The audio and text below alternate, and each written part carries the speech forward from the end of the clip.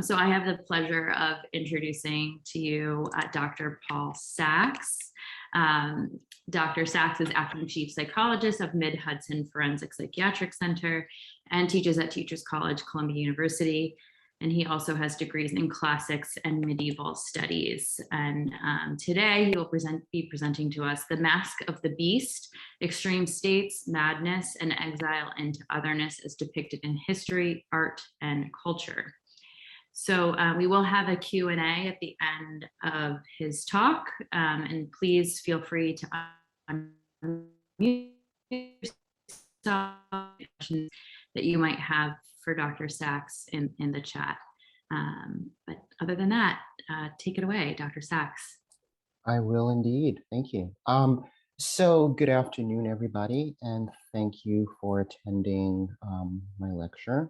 Let me just get my slides up to work great. As I was just introduced, I am currently working as a forensic psychologist. I am the chief psychologist acting at Mid-Hudson Forensic Psychiatric Center. However, I love doing stuff like this because I can integrate other parts of myself and other epochs of my life. And before becoming a psychologist, I actually worked in the arts. And for many years, I was a curatorial assistant at the Cloisters, now called the Met Cloisters, the medieval department of the Met. My undergraduate work was in classics and medieval studies, and I still tend to always think in terms of art. Another interest of mine is the marginalization and the othering of the mentally ill. And I think that one can really see this process take place throughout history. And one of the ways that we can, of course, examine history are through the images of art. And by art, I mean physical art, decorative art. As we go into later eras of history, movies, films, things like that. I also want to say that as my Jewish grandmother instilled in me, it is an absolute sin to run out of matzo balls at a dinner. So I have made too many slides. I have too many matzo balls in my soup. I want to make sure that I can feed everybody. So there's no way I'm going to get through all of the material. So at some point I will be asked again, I'll ask that somebody, Hallie actually, tell me to shut up in a nice way and I will take questions. However, if there is something just unbearable that you have to ask me, you can type questions into chat. And if I'm able to stop my ruminating on things, I will try and address your questions. So tonight, this afternoon, I am going to talk in many ways about monsters. This means that we'll also, to a lesser extent, be talking about their dichotomous, and to me, they're less interesting cousins, gods, and heroes. There's always been a curious connection between the way we conceptualize those deemed to be mentally ill and the monsters that haunt our nightmares and lurk under the beds of our terrified children.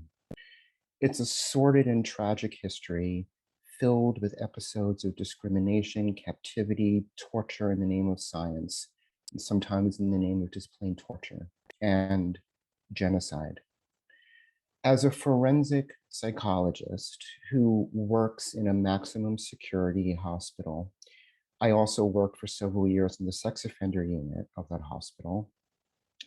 I work with those that many have relegated to the term of monsters.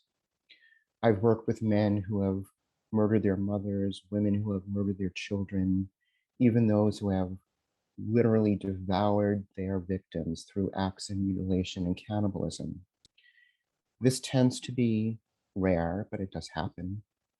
But I contend that what makes these people, and never forget that they are indeed people, truly terrifying is not the ways in which their horrific acts make them different from us, but the ways in which any of us can see ourselves in any of them.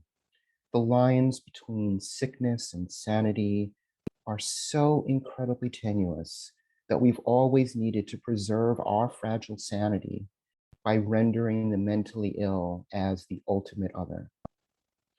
To understand people with the disorder called schizophrenia is to grasp painful facts about the human condition, things that we would rather know, or more frightening, to be reminded of painful facts that we once knew but have repressed. Balancing between fear and loneliness is the best description of what it feels like to have psychotic symptoms. But that, I think, is what most people do not want to hear, do not want to think about, do not want to understand.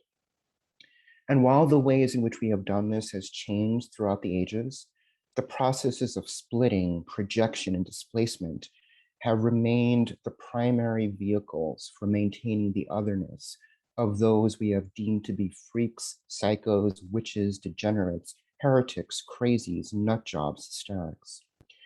Much can be learned by the ways in which societies depict their monsters and in turn marginalize the mentally ill.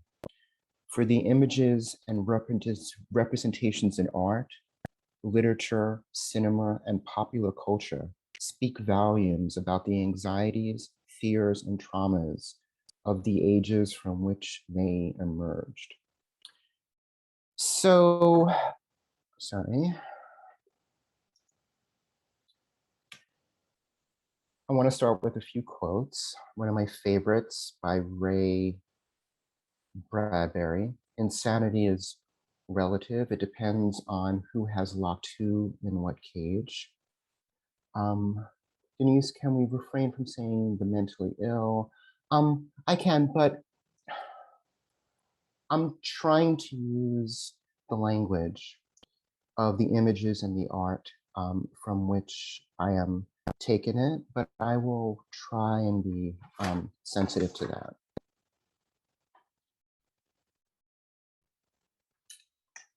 I want to begin at the point of the dichotomy, and by the way, I'm going to use words like madness, insanity, because I think that they are important to the historical context. They're not words that I use in my work, but I think for the purpose of this discourse, they are important to use. We begin our story with the age-long dichotomy, duality of what was perceived to be good and evil. I'll start with a quote by Robert Louis Stevenson from the masterpiece, Dr. Jekyll and Mr. Hyde. I learned to recognize the thorough and primitive duality of man.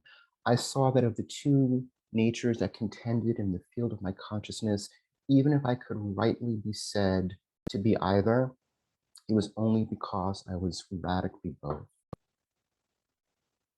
So I think through most of history, and certainly in religions, the major religions of the world, there's been a focus on an eternal battle, a duality between what was deemed to be good, righteous, godly, divine, and what was deemed to be evil, demonic,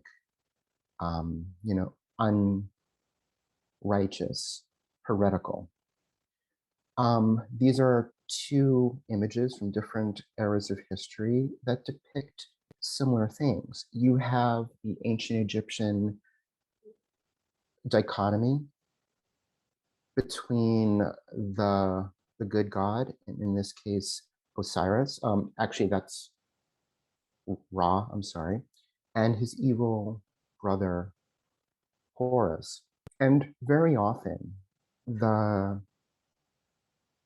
good and evil either started out as siblings. In the case of on the right, the divine battle between the forces of good and the demons of evil, the battle between God and Jesus and Satan from Christian iconography. It also begins, that of course, Lucifer was an angel of God. So there's an acknowledgement that that both of these can reside within each of us. Throughout a lot of history, there was almost an idea that we were pieces in a divine game, or also perhaps empty vessels in which these divine entities played out their own battles. Um, what was termed as madness or mental distress for, again, a lot of human history was seen as external entities possessing, influencing, commanding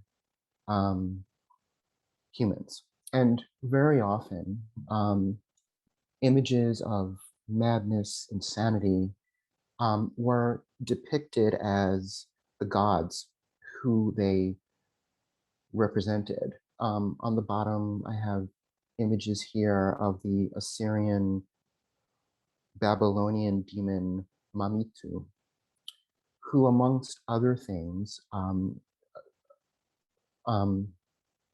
caused things like plagues and famines and stillbirth children, but also caused madness in people.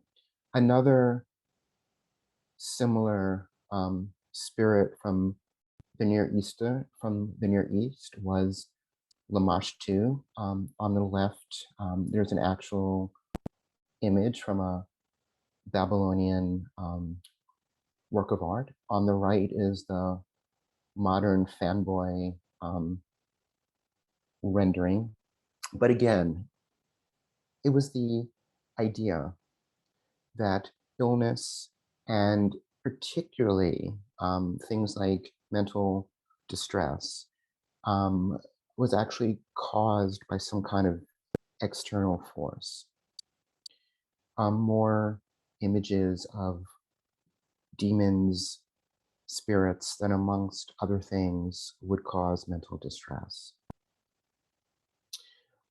I present this because this is a fascinating piece of work. This is a Babylonian cuneiform tablet that has what's called the poem of the righteous sufferer. And we can go back and analyze it. And perhaps it is a description of what now we would call paranoia or paranoid distress, just a little bit of a translation of that.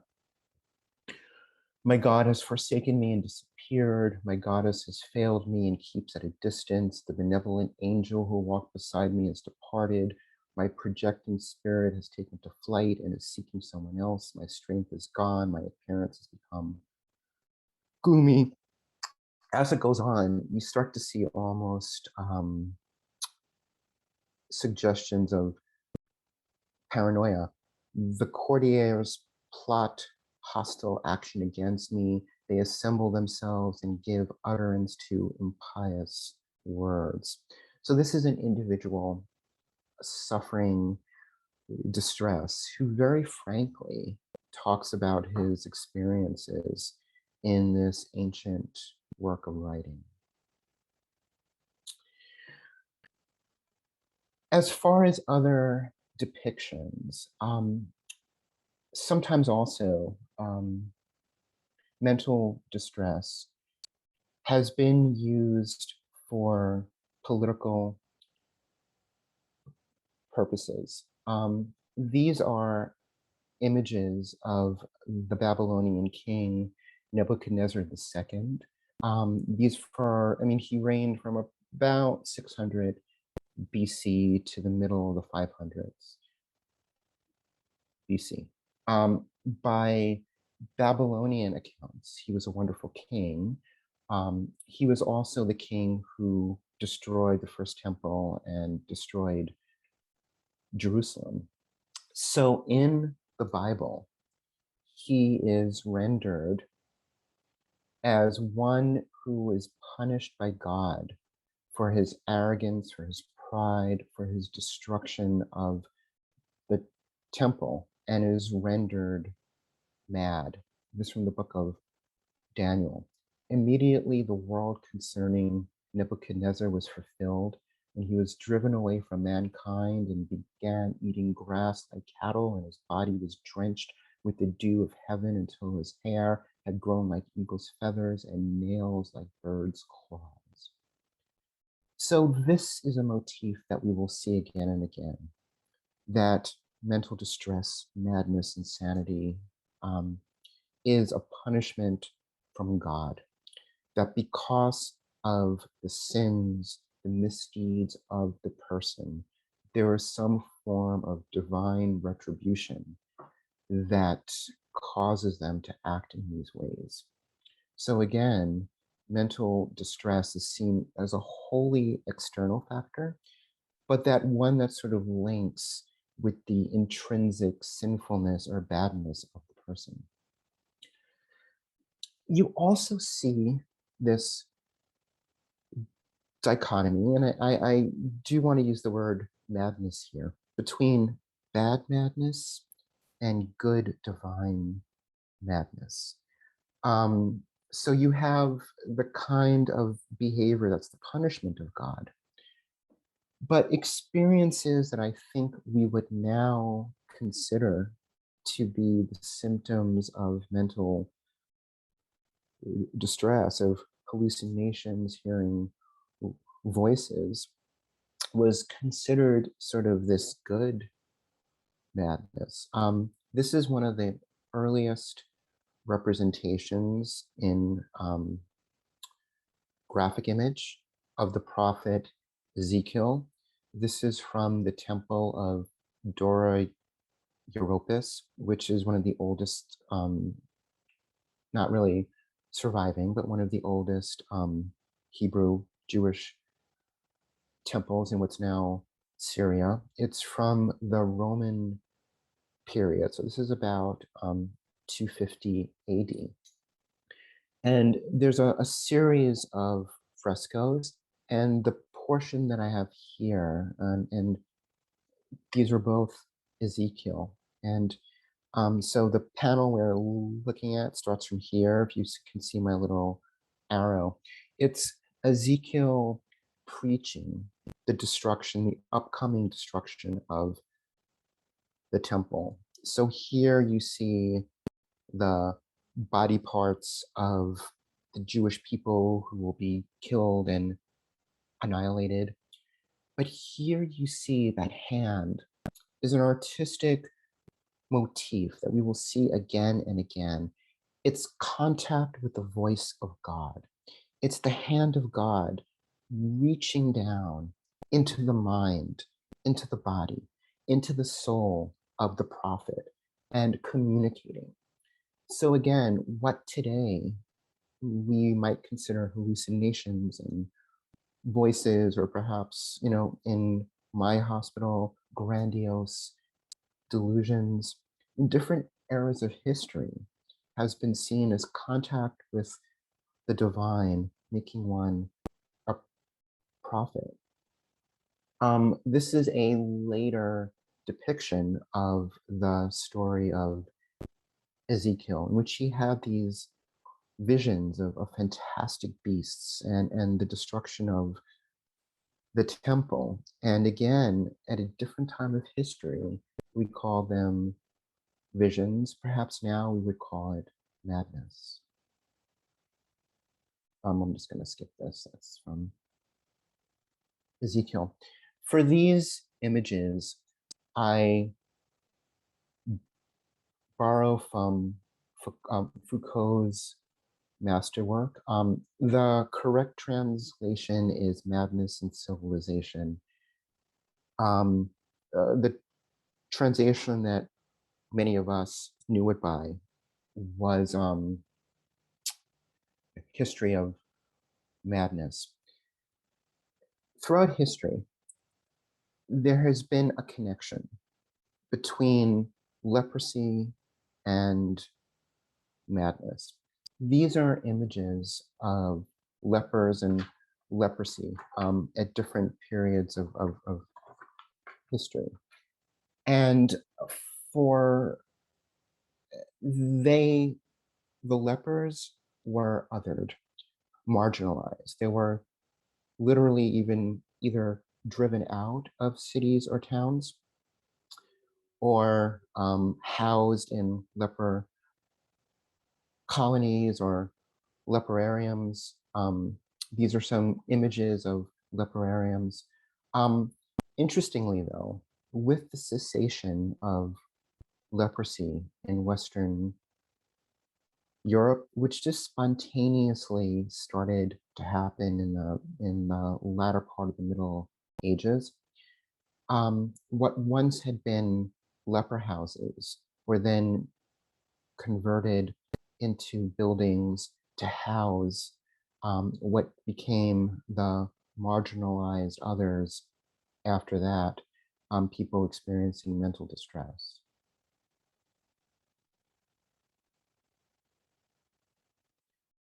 The Greeks took up to some extent in Greek mythology this idea of madness as divine punishment. You see this in this amphora depicting Heracles. We have the story from the Euripides play, but as punishment from the gods, Heracles went mad, um, slaughtered his family, and then as punishment for that, engaged in his famous labors. Ritual madness, the Bacchanalia, right? Well, actually, this is Orpheus encountering those worshiping Dionysus or Bacchus, whipped up in a frenzy of madness and being torn apart. Here, though, this was not seen as any kind of punishment, but this was seen as contact with the divine. This is from the Bacchae by Euripides. And one of my personal favorite cycles of Greek play, of Greek tragedy, is the Aristeia. The left is an image taken depicting something from the final play, the Eumenides, which depicts Orestes being tortured by the Furies. So his mother, Clytemnestra, murdered his father, Agamemnon, and in revenge, he murdered his mother, and then he went through a period of being punished from the gods. So here, mental distress is again seen as these external entities torturing, punishing, sending voices to achieve some kind of divine retribution. On the left, we have an original Greek amphora image. On the right, there's a later 19th century rendering of that.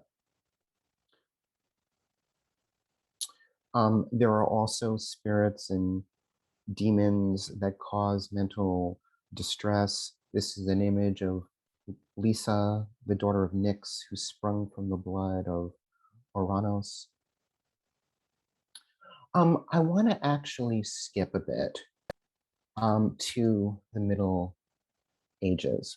So before that, I had some images of how in the later classical period, you start to see mental distress. The early biomedical models, the Greek physicians, and some of those images I had include Soranus and Galen tried to see mental distress akin to physical illness. And the model of the humors of, actually this, of blood, bile, phlegm, and black bile was sort of the first biomedical conceptualization of mental illness, mental distress. By the time we get to the Middle Ages, we absolutely return to this concept of mental distress, madness, as being caused by the influence of external entities, angels, demons. You also see this idea of otherness, otherness being monstrous, deranged. These are frescoes from the outer hall of the cloisters, and the one on the right is sort of a map. And the farther you get away from white Europeans, you start to see more fantastic, monstrous beasts. And again, those on the margins are depicted as monsters. You see this in a map. This is a map of Africa with all sorts of twisted, distorted, monstrous beasts. You also see similar images of those who are marginalized for being mentally ill. This is one of my favorite pieces from the cloisters, and again shows this idea of good madness. This is the diptych of Saint Emilianus, and in the upper portion of it, you have a Roman noble, Emilianus, until again he experienced the voice of God, is depicted as again a hand that literally is coming down and bopping him on the head and instilling him with divine. He gave away all of his property. He had his sister put in a convent, and on the bottom you have him being like Jesus was, a shepherd. You have him being a shepherd and being a good Christian. We probably only have a few minutes left, and I'm not going to get to most of my slides, but I just want to take a few minutes and talk about this idea of the cloister. This is the Saint Guillaume cloister in the cloisters. It's from Aquitaine and southern France from about the year 1200. And the inner part of the cloister was one of the most sacred parts of the monastery. It was the place where you can be closest to God. There's always a fountain in there, water sort of suggesting the start of life. It was the part, there's no garden in this one, it's the place where food was grown. It was the part of the most divine, safe part of the monastery. But the interesting part of it is that in the margins of the arcade, there were reminders as to the sins, the temptations, the evils of the outside world. And often these images are conflated of images of homosexuality, bestiality, overt sexuality, and mental distress. This, for example, displays twisted acrobats. Again, the outer margins. This is a bit ironic, considering perhaps what happened in some monasteries, but shows sort of an older man engaged in medieval art, beard pulling, hair pulling, finger in the mouth are images that sort of link to either manual or oral sex. So here is a man engaging in a sex act with two young men or two children. Again, men perhaps engaged in an act of homosexuality. The same here. I chose this image because it serves as a warning sign. Very often in the Middle Ages and in later art, you see those with mental distress presented as disheveled, as having their hair let down, uncovered. Here, she's not pulling at her hair, but that is a motif as well. This is an image of a quote, fallen, loose woman. Her hair is down. She's not sitting with crossed legs. But this also has some of the motifs that you will see depicted in those who are supposedly mad, insane, marginalized. I think I have to stop. We're actually at the 450 mark. So I apologize for not getting to all of these slides. But why don't, Dr. Sachs, yes. you have till 5:15. Oh, So okay. Okay. Right. If we keep going, we can stop maybe around 5. I will keep going. I miss right. I have until 5. Right. So this is another cloister. This is the Mont Saint-Michel de Cucha, slightly later, but here you actually see the garden. I'm going to skip ahead a bit. Another image of moral depravity in medieval art is often connected to monkeys. And here you see, and again, there's often a conflation between moral, sexual depravity and mental distress. These were all individuals who are on the margins. Also on the margins of the Middle Ages were actors, acrobats. They were considered on the fringe. So again, there's often a conflation between acrobats, actors, images of them, animals like monkeys, and acts of either sexual or violent depravity. Not my but trying to capture what they were trying to capture. Images again of twisted beasts. These also relate to the ideas of hell, and very often those on the margin, those who were different, were relegated to internal damnation in hell. Skip this one. Another interesting motif that came to really equate with madness was the image of the wild man. In medieval art, the wild man was one who had forsaken the rules of society, who had thrown off his clothes, who engaged in acts of sexuality, of violence. In many of the great romances, like the ones by Chrétien de Troyes, who served as the basis for many of the later Arthurian myths.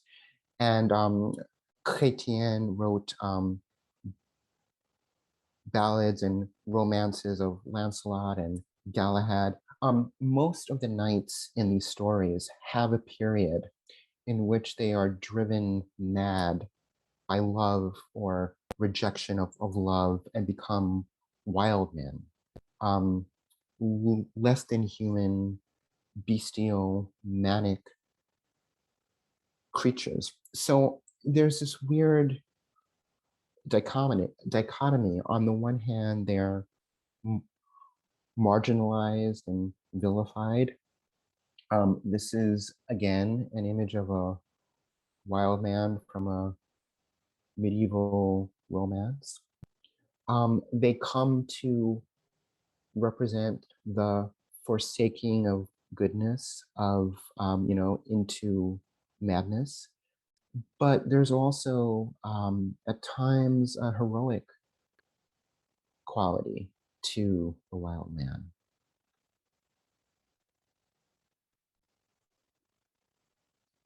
Images of those on the margins, those who have been othered, those who were considered simple-minded or foolish or mad, also comes from images of fools, of jesters, of jokers. They served their purpose in the Middle Ages, but again, they were absolutely on the fringes. There might have been one or two in the king's court to be a source of amusement, but for the most part, those who were mad were driven out of society. Um, Perhaps also, much of the nightmarish quality of forests and being outside of towns that you later see in things like fairy tales of Hansel and Gretel and Little Red Riding Hood comes from the tradition of the forests and places outside of the town or the city being the places where those who were marginalized were driven out. So aside from thieves or bandits, it was also where people with mental distress were often driven out of the cities and towns and resided in these places that then grew reputations as being fearful. Just very quickly, these are images of the Middle Ages of King Charles VII, who was actually called um,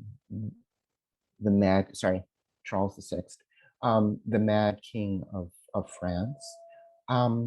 Early in his reign, he had what we would now perhaps call a psychotic break. He began to have hallucinations. He began to have paranoid delusions. His quote madness began. An attempt was made on his life, and he gathered all of his nobles together to try and go hunting for the people that he thought were conspiring against him. He had what perhaps we would now call a psychotic break and started to attack his most trusted friends and advisors and killed at least one of them.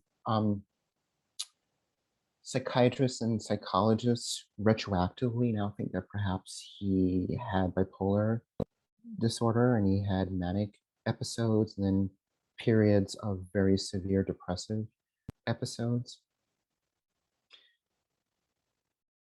And this is one of the most tragic elements of his reign. This happened in 1373. It's called the Bal des Ardents, or the Ball of Fire. Perhaps in a bit of a manic episode, he decided to have him and his young friends dress as wild men. They attached actual hair with tar to their bodies and were dancing around. Unfortunately, somebody with a torch came into the chamber and accidentally set one of the young men on fire, and the fire soon spread, and a lot of the young nobles of France were incinerated. Another historical case of one who now people suggest experienced schizophrenia is Henry VI. This is a depiction of him. Another picture of Henry VI. Since we're showing pictures of royalty. This is my dog, Isabel. I always throw pictures of my dog. Another picture of Isabel. To borrow from Foucault again, in the latter part of the Middle Ages, as we start to transition into the into the Renaissance, you still see images of madness depicted as external factors. Here, this is Saint Anthony Abbot wrestling with demons. However, there's a little bit of an acknowledgement. Foucault calls monsters like these griots, in that they become more abstract, they become sort of more bizarre, and it's perhaps an indication that we're starting to understand that perhaps these experiences are not totally external, but perhaps that these experiences are things that originate within us and are part of who we are. In the latter part of the Middle Ages, you also see another artistic motif start to develop, and that's the Ship of Fools. It started with the idea of putting those who are different and, in this case, those who are considered fools or mad or insane into a ship and setting the ship a sail to sort of get them away. It then became sort of more of a symbolic, figurative motif. I began by saying that also those with mental distress become the sources of projecting out the anxieties of society. And at times in which anxiety was on sinfulness, on being properly connected to God, those with mental distress became very much equated with debauchery, sin, and thus had to be driven away as a way of keeping the self pure. This is an image from the sort of the beginning of the Renaissance. It's the image that I had at the beginning of my presentation. This is a stained glass rondel from the lowlands, probably now modern Holland, that depicts hell, those being cast into hell. But again, it also depicts images of those who were driven mad by their sin, by the torture of being in hell, and particularly this woman here who is running around naked, but tearing the hair out of her own head out of distress, yet again speaks to this conflation of mental distress, madness, sin, being some kind of divine punishment.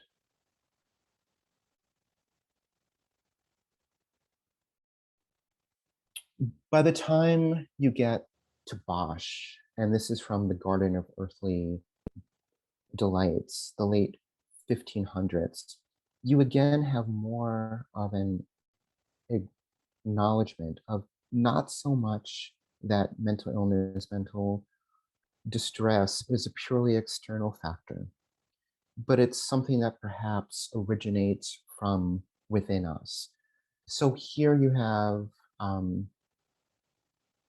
in the center, I mean, there's a lot going on in this, but the focal point of this small portion of the painting is the face in the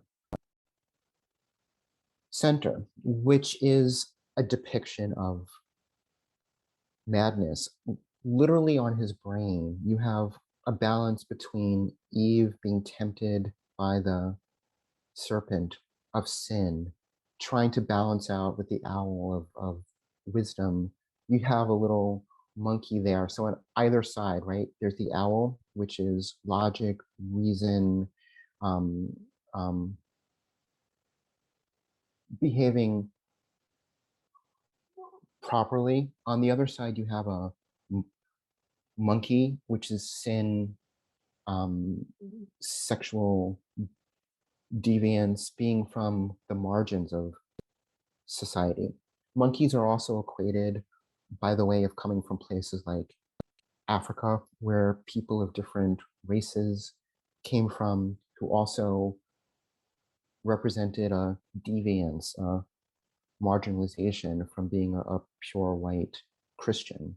Um, but again, you see sort of more of this internal struggle. It's not so much things that are on the outside trying to influence him, but it sort of represents his internal struggles, the internal things going on within him. I'm gonna skip Blake, who I love. I also want to give you it's a 5 o'clock warning. Okay, okay. Why don't we stop here, and we can have some discussion. Obviously, there's things that I did not get to, but I think we have enough to discuss for the last 15 minutes. So what do folks think? Any thoughts, questions? Well, we do have one question in the chat. Can any of us always know when something comes from within or from the outside? So I think this goes back to a few slides ago. Right. She says interjects also come from the outside initially. Right. And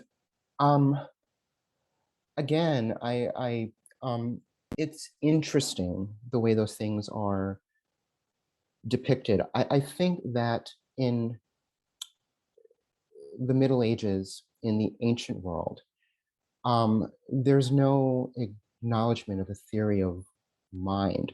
It's not that we're internalizing objects from the outside, but objects from the outside are directly controlling these empty vessels that we are. Some of those later works, those griots and the Bosch, I think speaks more to introjection, right? Of things taken from the outside, internalized, and then sort of contributing to things going on within us out there. So Filianos, I've read that lycanthropy origins in Byzantium, relates to what is now called bipolar disorder. Do you have any information on this form, artistic or other depiction? So yeah, so the idea of turning into some kind of animal, whether it be a wolf or other things, I think is also related to some of those images of the wild man. I don't have any specific images relating to lycanthropes or werewolves. But yeah, I think it might even be earlier than Byzantium. But no, I don't have uh, any more specific information about that. Beverly, there is current research on increased mental distress arising as a result of being ostracized and marginalized, a reversal of causality of mental distress leading to us. Well, there's, I think, a reciprocal relationship. Being marginalized, being ostracized does cause distress, which then serves as a source for greater marginalization and ostracization. What makes psychotic process a psychotic break, and what makes this suffering mystic or mad? I think that it's a matter, and one of the main hypotheses of my presentation is that it's a matter of time and place. in one time and place, what is the mystical in another time and place would be the mad. And I think that it is all dictated by culture and society. And some of those perceptions are end up coming through in our art and our cultural representations. Thank you. I wish I had more time. I had lots and lots of more pretty pictures, but thank you, everybody. Thank you Thanks, all for participating, and just want to remind you that we do have a few social breakout rooms starting at 6 o'clock. So I hope you'll join us for a little bit of impromptu socializing in our Zoom world. So looking forward to seeing you all there. Thank you, Dr. Sachs. Bye. It's nice to see so many familiar faces. So thank you.